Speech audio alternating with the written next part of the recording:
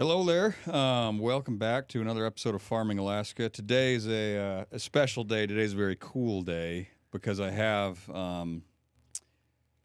technically I can't say you're our first guest. I did have a guest, but we had too many technical issues, and that video never did or never will get posted. So for all intents and purposes, we have our first guest with us today on the show, and we're very honored because this guest, Mr. Ken Hoffman, is the executive director of the Alaska Farm Bureau.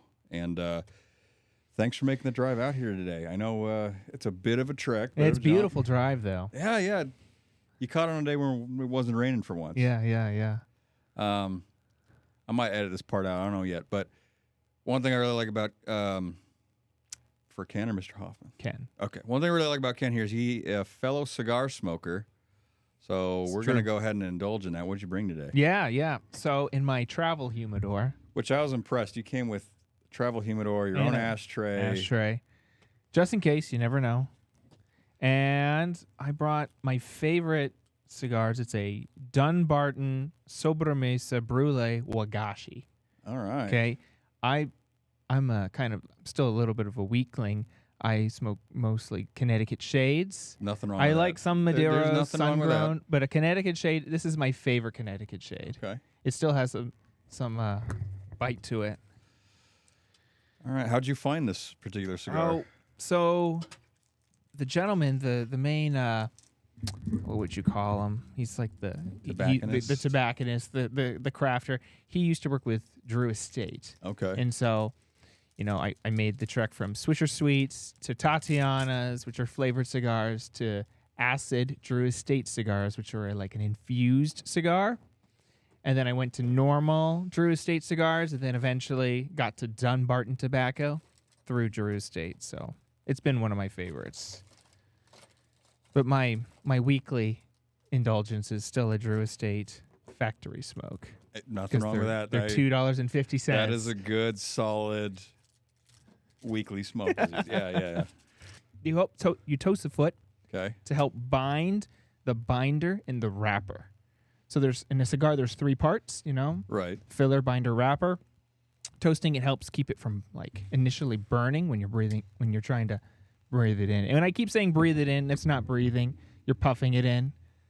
Generally, when you smoke a cigar or a pipe, you only put in your cheeks, Right. and you don't breathe into your lungs generally. Otherwise, you're going to get some major nicotine poisoning. You're gonna. Yeah. So, lost my camera controller here.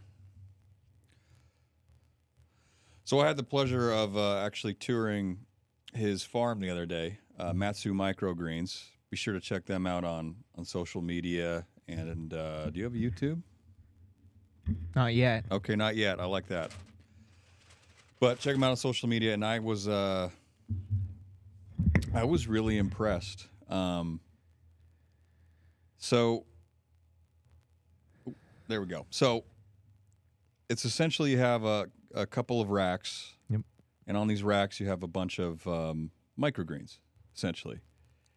But what really impressed me about it was the clever business behind it all. Like we were talking, but I'll repeat it here, is most farms I visit, and I'm guilty of this too, you try to make the business work for the farm. This was a really cool example where I think you actually have the farm working for the business. And it seemed very productive, very efficient, and very... So why don't you walk us through what a microgreen is, for those who don't know. Give us a little history. How'd you get into it? And how'd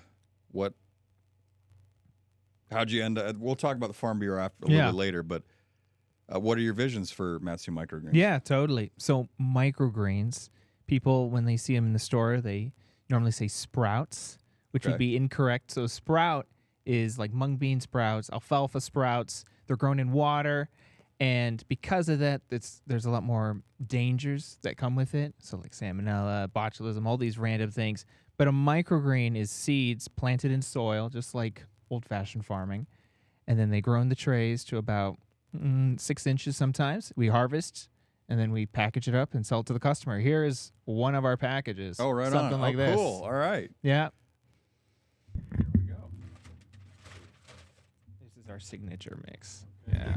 So you do blends as well? Yep, we do some blends. Our most popular is our Matanuska mix because we love home, and it's just broccoli, kale, cabbage, kohlrabi all mixed together. So our 4 most popular microgreens, you wouldn't think of it, but like sunflower shoots, so little sunflower plants. They taste like sunflowers. They're nutty and crunchy. Pea shoots taste just like a snow pea, a snap pea. The radishes, and then the mix, which is broccoli, kale, cabbage. Broccoli by itself is also very popular, but we like to push the mix because it helps the business a little bit more. The broccoli's kind of finicky. Sometimes the crop dies, but the kale does really well and the kohlrabi does really well. So if we sell it as a mix, the percentages of what each crop is changes, but the customer doesn't really care. Huh. So I like mixes. Quick question on that. Is it you who's coming up with the mixes? Yep. Yeah, and It's just whatever just based I on feel what like. you like, Yeah. your preference. Yeah. Okay, No. so you're a little bit of a sommelier as well with this. Well, kind of. Okay. You know, I've had some professional help. So we had Charlie's Produce, 4 guys from there. A couple of them were chefs. There was produce managers. Okay. They came by and they said, "Well, we love your Matanuska mix. However, you know, our chefs are looking for something a little bit sweetness and spiciness, a little bit larger." So they went through the whole farm and they were just throwing microgreens in a pile in the middle of the farm. They were mixing it and trying it, and we developed we call it rainbow mix now, but at the time it was Charlie's mix. So it's radishes, cantaloupe, broccoli, Cantaloupe, really? kale, cantaloupe. Yeah. So another follow-up to that then. How do you determine what new crops to grow? Like, and pardon my ignorance here, this might sound ignorant, Yeah. but is it like I can throw anything down, and if I harvest it at 6 inches and it's edible? Basically. Really? Yeah. Okay. Yeah. So if it's edible, like some people are like, oh, can you do a tomato microgreen? No, you can't. Tomatoes, potatoes, nightshade. Right? Yeah. They're poisonous. Basically anything that's edible multiple times, because really anything's edible once. It's whether you can have it a second time. Fair point. Fair point. So that's the microgreens. We do about 50 different varieties. Okay. And microgreens, microherbs, wheatgrass. People in the lower 48, some folks are into the wheatgrass shots. I've heard, about And so it. I like whiskey myself, but hey, no judgment. it's easy to grow. It's like printing money, I say. Yeah. So I'm trying to sell it. You know, and that's the toughest thing with the microgreens. The growing, the cultivation of it is actually fairly easy. It's the marketing, because a lot of people just don't know they exist. And so in order to sell enough to keep the business alive, you have to do a lot of education. Which seems to kind of be a recurring theme in this state, period. But as far as microgreens go, I haven't encountered them in any of my travels anywhere. So is this a relatively new thing, would you say? Or Kind of, most people call them like garnishes. okay. That's what you would say. So at a fancy restaurant, it's the twigs on the side that are kind of making the dish look pretty. That's normally your microgreens. I see. Okay. And so I don't know about you, but like if that restaurant is serving that, it's probably beyond my price range. You know, Oh, like I make a 100%. point not to eat at any of my clients' restaurants because I can't afford it. Good clients to have then. Yeah, they're Yeah. great clients to have. I Yeah. love my client base. Chefs, so much fun to work with. They're artists. They're amazing. They know more about my product than I do. I just know how to grow it. When I worked as a marketer for a restaurant, I'd just hang out in the kitchen most of the time because I agree with you. The chef, one, it was the most interesting thing to watch. 2, from a business point, like this is the easiest thing to market right here. Yeah. And 3, it was just the most fun. Like Yeah. hanging out with those guys was fun. Yeah, they have some really interesting ideas. One of our products is called popcorn shoots, and we literally just go to Costco. We buy Orville Redenbacher popcorn. We soak it for 8 hours. We plant it in a blanched environment, which means it's blacked out, so it doesn't Okay. get any light. So we get these golden shoots, and they taste like sweet corn doused with sugar, with like corn syrup. So they're really sweet. They're really tender, unique. And one of my chefs, he made like popcorn ice cream. And then he also put it on like macadamia nut cookies. Like he loved the popcorn shoots. That's Well, cool. I normally just chop it up, use it like canned corn in a salad because I had that really sweetness. So maybe like in a salsa. But he was putting it into desserts. And the cantaloupe could also be used in desserts because it's so sweet Kind of a and sweeter. melon. Interesting. Yeah. Is that a common kind of theme where the end fruit, the microgreen has some reminiscent profiles of what the end product is, or is that just It seems to be that coincidence? way. No, it seems to be Okay, that way. okay. Even like cucumber plants taste like cucumber, but they're a little bit spiky. So we do a plant called borage, which borage tastes like borage, but it's very similar to cucumber. So we just tell people it tastes like cucumber. It's a micro cucumber in a way. Huh. We did pumpkin once, but it's so astringent that it felt like your face was being sucked off from the inside. It Really? was a horrible micrograin. Tannin? Yeah, Tanniny? yeah, tanniny. Woo. Huh. Yeah. Pumpkins. Pumpkin. So I've No tried idea. everything. We do marigold, and it has like a citrus flavor. I know this is gonna be a loaded question. What's your favorite? Oh, my favorite one is probably the leeks. Leeks. It tastes like onions. Yeah. It's onion garlic, so it's great on a hamburger sandwich. So another thing that stood out to me about your farm, your business, was how little footprint it actually needed. Which I don't need to tell our viewers here. Land is ridiculous per acre these days, especially ag land. And you were able to pull off this very healthy, very cool business with. I mean, how many square feet is this taken to supply? Yes. So the barn itself is 24 by 24 foot. That's the cement pad, and that's where we grow. It looks like almost $250,000 worth of microgreens. So it's just a lot of crop that is grown because we have a 5-tier, 6-tier rack system, and we're harvesting every single week. Every and week. delivering every single week. Throughout the winter as well. Throughout the winter as well. Yeah. So maybe I'll go into my story of how I got into ag. Yeah, please do. Please do. Because the small scale thing is kind of like my brand. Okay. And it's funny. So I have maybe like the smallest farm in Alaska. You have probably one of the largest farms in Alaska. You want to trade? Yeah. So I grew up in Palmer. And near the fairgrounds, and I always wanted to be a farmer. But my dad said, "No, you need to make money when you grow up. Like Wise money's man, important." Yeah. And so I went to college, and I was going to go into the medical field, but I fainted in the anatomy and physiology class. So I decided I should probably switch majors. I then went into took an accounting class because my friend's wife was one of the professors, and I just loved it. I loved accounting. I loved the numbers. Really nerd out about that. And so I ended up getting my bachelor's degree in accounting, business administration. So after college, I got a job in an accounting firm, and on the side, I started farming my parents' front yard. So it was a 50-foot by 30-foot square foot area, and we had 25-foot beds, and with it, we grossed about $20,000 a week. A year with that. We did for 3 years. And so you're one of the few, if this is the case, but you had no like familial history or background. You just wanted to farm. Well, my dad he's an avid gardener. Okay. He's like a superhuman when it comes to like working and doing things, and he was really into gardening. We would always be giving vegetables to people like at church or at work, and so it was just a passion of ours, of the family. But we're not commercial farmers, That's pretty cool. You don't talk to many like first gen farmers, and Yeah. I was just a gardening nerd, so I wanted to make money gardening, and it turned out big gardening is just farming. You're not wrong there. But yeah, and I had read about microgreens before growing up in high school, and so when I was doing the market garden outside Yeah. at my parents' house, I had the accounting job, and I just hated the accounting job. I hated working in the office, and so I decided to quit doing that and just go full-time farming. And during the winter time, after the market garden season, which was great, we made great money.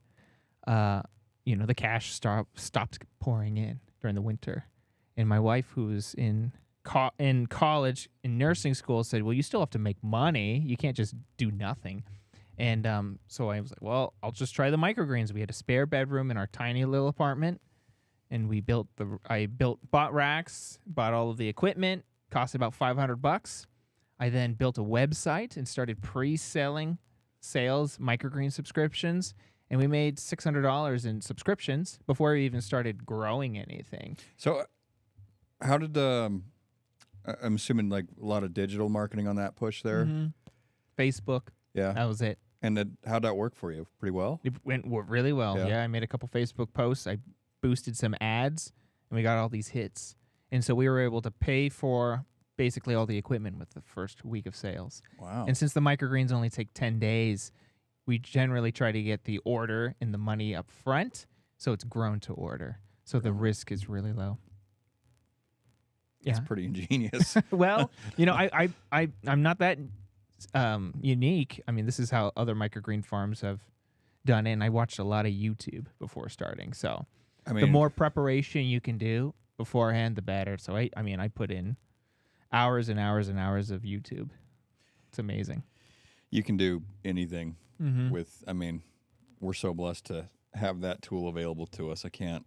I wouldn't be here if it wasn't for, other people filming it, putting it on YouTube. Yeah. And in fact, I'm repairing a baler as we speak. And sure enough, YouTube comes in handy. Learn from other people's mistakes. And your own, especially your own. Yeah.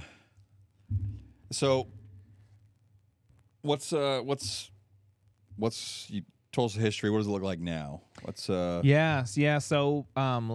earlier this year we passed our HGAP audit. So it stands for Harmonized Good Agricultural Practices Audit. It's a horrible thing. We talked about it before a little bit. Harmonized. So there's all of these federal rules. Right. Yeah. So FSMA is the Food Safety's Modernization Act, and it was done by like DEC and the Food and Drug Administration and all of that. And then GAP was Good Agricultural Practices, which is run by USDA. So the harmonized part is they're like, we have all these rules for farmers. Let's might as well just make one giant book. Let's bind them together. And now it's called Harmonized GAP, but it's really just twice as confusing as everything else. That's what we need as farmers is more rules. More rules. We don't know what to do unless you tell us. We got into farming because we just love paperwork. Rules. Yeah. We love rules. Yeah, and paperwork. Yeah. Okay, so you said this is called HGAP? HGAP. Yeah. So the harmonized thing really derailed me. I'm like, you don't hear that in government speak much. Yeah. Yeah. Yeah, there was not much harmony. It's discord, but we got it done. We're one of, I want to say 5 or 6 farms in the state that eventually got it done. And, these rules are fairly new. But you didn't have to do this when you started up. Not when you started off. Nope. It's only if you want to work with large wholesale distributors. I see. Okay. Yeah, third party. So if you're not the one doing the direct sale, like at a farmer's market or to people's homes, if you want to go through a third party, you have to go through these. So as soon as you use a distributor, you have to pass this. Yeah. Yeah. And it's because check. And these rules were pushed by I have a guess. Big insurance. Oh, yeah. Nailed it. And they're the ones that force, say, Charlie's Produce to do this because the guys, they're nice. They don't want you to go through this. It's expensive, but their hands are tied. You have to. So we're one of the few. I don't think people realize how much insurance companies kind of rule the world. And you go to any industry, aviation, why does my airplane ticket cost so much? Insurance. Vegetables, microgreens, I'm now finding out insurance. My hay, their insurance is built into, what I have to sell a bale of hay for to make even. Yeah. Yeah. Yeah, insurance it has no check to its power is what I'm finding out. I'm sorry to interrupt. Okay, so HGAP, you had to get this. So we got that done, and so then the business exploded. So we did maybe 2 years or year and a half of just the microgreens, direct sales, home delivery, small grocery stores that don't have to follow the HGAP ruling. Yeah. We were doing grossing 60 to 80,000 a year. That's not bad. It's not bad, no. And bad. in fact, if I just kept it lean and did that, I could make, say, $40,000 a year, 50% margins. And $40,000 a year is a reasonable salary. And you're working from home, doing something you love. Well, this was with what, the first 2 years of your business? Yep. Yeah, most businesses don't turn a dime that quick, let alone, a living wage. Yeah. So the accountant in me, though, so like the gross profit or the net profit was 40 grand, but I take that 40 grand. I was investing into things all the time. So buying equipment, buying all these things that are like depreciated later. So like my tax return said that I made no money, but technically it was like around 30, 40 grand. Yeah, you don't want your tax return to say you made money. Yeah. I mean, why are you farming if you're reporting that? Yeah. Reinvesting. That's what. That's right. If you're not reinvesting, why are you farming? That's right. So that was a good, but I told myself that it just wasn't enough. I wanted to make. I want to be able to run a farm. Why did you feel like that? Was it just too much effort for not enough return? Yeah. Too much effort. Yeah. And so you wanted more return for that effort. Okay. Yeah, and I'm a little bit of an entrepreneur, a little bit crazy. Yeah. I want to do more things. I don't want to be so say I was making 40 grand a year, but I was working 40, 50 hours a week and having to do farmers markets. And so I wanted to do real market gardening, large scale farming, other enterprises.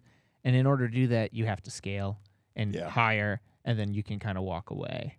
So like ideally you have a business making 100 grand and then you have a 10% margin. And so you can, keep 10 or 20 by yourself and you can go do something else.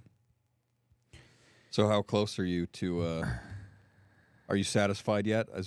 No, because now I'm not making anything because I have so many employees. Yeah. So that's kind of in business. So you got your time back, but now your money's gone. Yeah. Now the money's gone. Yeah. I know that game. Yeah. Yeah. Which is fine because I got this Farm Bureau gig. And so that helps keep the farm alive. And I'm constantly reinvesting. So I'm not just doing microgreens. I have a vegetable enterprise, which I'm always buying tools for. I manage a berry farm, and I want to get into orcharding and berries on my own land. I'm a beekeeper. I spent a lot of money this year on bees. I didn't know you do bees. That's new to me. Bees. Yeah, I love bees. I've been doing a hive every year since 14 years old. Are you overwintering them? No. I tried that once. Yeah. The way they die is they stick their head in the comb and then die. And so if you fail and you pull up your frames, you see all these butts sticking at you and you can't get them out, or you have to take a tweezer, and so you just burn it, which is a huge loss because it takes 3 parts honey to make 1 part wax. Yeah. And so the entire first year you're beekeeping, if you're drawing out the comb, it's taking, you don't really harvest much honey. So your first year, you're drawing out comb. The second year, they're just filling it. And so when you lose all of your comb like that to a loss over winter, it's just, you lost thousands of dollars. Yeah. And you're only saving, say, $250 on a package. And then you're probably spending, I know one beekeeper friend of mine, he says he spends more on the feed to overwinter them than actually to buy a new package.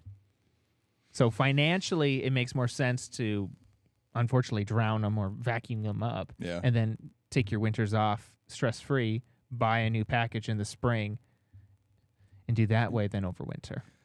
For those not in Alaska, overwintering bees here's a challenge. Commercial honeybees, we have natural bees, but they don't make honey. No. So, interesting. Okay, sorry, I derailed us again. That's fun. So you do vegetables, you do berries, orcharding, honey, microgreens, knife sharpening business. I had no idea it was going to take off the way it did. That one's interesting to me too. Yeah. Yeah. So I bought a knife sharpening machine mostly for the microgreen operation because in order to harvest microgreens, you got to have a razor sharp blade. So I bought this machine. Why is that? Oh, they're just so delicate. Yeah. If you don't want to bruise them. If you bruise them, then they start rotting in the package, and you want to have as much shelf life as possible. Even though we deliver within 24 hours of harvest, we want to make sure that the customer has 7 to 10 to 14 days shelf life in the fridge. Okay, so that was my next question is how long do they normally last? Yeah. 7 to 14 days? 7 to 14 days. Okay. It depends on the variety. Peas can last like a month in your fridge, while some of our crops like amaranth, it seems like it's like 4 days, and then it disintegrates. So do you just use scissors to cut them, or no? We use normal harvest blades. Yeah. The scissor, we tried the scissors, but the way that scissors kind of cut it, they do the pinch. Yeah. And it pinches the end, and so you get these brown bottoms in your crop, and so you want a nice clean cut. It's funny all the little detail things you never think about. These little things, yeah. And So you now just we have use a a blade. harvester. Yeah, we use a knife blade, but then some of our crops we have a commercial harvester now that we can just zip it through like it's a lawnmower, just Really? running, and we just zip the trays through, and Really? it puts it into a bag, Oh, I got to check and then that we out. package it. Yeah, it's cool. Because I feel like, microgreens they're small, small. so there's not a lot of resistance and it'd be hard to cut them. But Yeah. there's a machine that will. There's a machine that will. God, that's cut cool. them. I didn't know they made a machine Yeah, for and that. so, but the nice thing with the machine is I bought it years ago for my market garden. So my market garden crops were like spinach, baby kale, arugula, baby greens, and so there's a company called Farmer's Friend. They have this quick cut greens harvester. It's powered by a drill, and you use it for your vegetable crops outside. But you can also buy an attachment where it just clamps onto your like a table, Yeah. and you can turn it on and use it for microgreens. So it's a dual purpose, which is like my favorite type of tool. Oh, 100%. I hate unitools. Yeah. Okay. So So what would be the goal of your enterprise then? Loaded question, I know. Yeah. But like, where would you like to see yourself in a year or two? make enough money to raise a family. Yeah. Well off in Alaska doing what I like to do. I don't want to have to go back to the office, and I don't want my wife to have to work in the hospital. Nice to live off the land. Farming's nice. You can make you work a year's worth in a couple months. Oh yeah. I mean, you're doing like your 2,000 hours in 3 months. It seems like, but then you say a year's worth of money in a couple months, and so then you can kind of. Ideally, you can take the winters off, especially if you're a vegetable farmer. And so I like to go to Hawaii for most of the winter. Can't Traveling. blame you So there. that's the goal, Yeah. is to make enough money farming so I can travel Okay. all winter long. Which is why I haven't gotten to animals yet. yeah. If you want to travel, don't get into animals. Don't get into No. animals. Or hire someone you really, really trust. Yeah. Well, the thing with the microgreens, it's year round, and I have a really excellent operations manager. I mean, it was fate. He reached out to me randomly a couple months ago, and he lived out in Montana. Reached out to me. He said he was really interested in like microgreens, and he had heard about it, and he was moving to Alaska.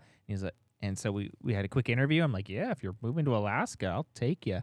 And so he started working, and he's basically running the farm for me, the whole That's production nice. side, Yeah. so I can focus on what I'm trained to do, which is the administration in marketing and sales. But then today I just interviewed somebody to take the marketing side for me as well, because Okay.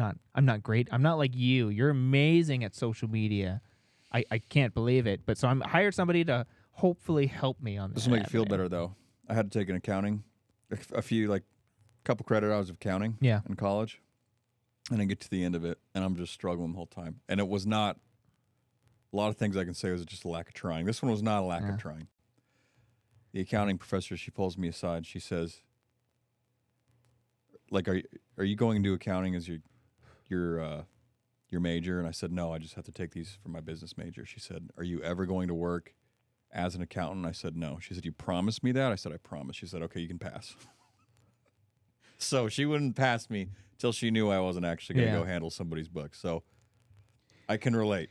You know, accounting is hard. It took me 4 years to get kind of good at it. I mean, it's a in-depth field, and I'm still learning. I don't even touch taxes. That's its own thing. yeah. Accounting, my accounting is just like the bookkeeping, how Yeah. to pull profit and loss statements, balance sheets, clean books. I'm not even great at budgeting, so it's difficult. But I used to have my own little accounting firm, because when I quit that was when I did the microgreens, I also started a bookkeeping firm on the side because it's remote. I knew some people, and so I started a company called Farmer's Bookkeeper, and I started marketing it at the Alaska Agriculture Conference in Anchorage that's put on by Farm Bureau, and I wasn't even part of Farm Bureau at the time. And I got a couple farmer clients, and they were paying me $150 to $300 a month, and so that was a really nice gig. Man, Yeah, you still do that? maybe I'm hoping to do it as Farm Bureau, because Okay. I'm paid salary as a Farm Bureau member, or as Farm Bureau executive director, and I'm hoping to have office hours, and then during those office hours I can help any farmer that comes in and just help them with bookkeeping, helping with payroll. I have my own employees now. I learned the whole payroll thing. I'm hoping to share that. I'm hoping to share the HGAP certification process. some whatever I have, I'm willing to share. Well, good on you for giving that back. Anything else you'd like to share about Matsu Microgreens? No, we're working hard on trying to get into every grocery store across the state. So that's our plan. That's the first time I encountered your brand was at a grocery store. I was like, oh, that's cool. Yeah. Yeah. I love seeing local stuff on the shelves, and that was a very you don't see. I've seen carrots before. You see a lot of carrots. Used to before the Fizma. I mean, you used to see bushes, bunches, radishes in the stores. Yeah. But not anymore. Well, thank you so much for coming on. Be sure to check out the next episode. We're going to talk about Farm Bureau and specifically Alaska Farm Bureau and what that is, what that means, and how they're there to help. So thanks for tuning in, and we'll see you next time.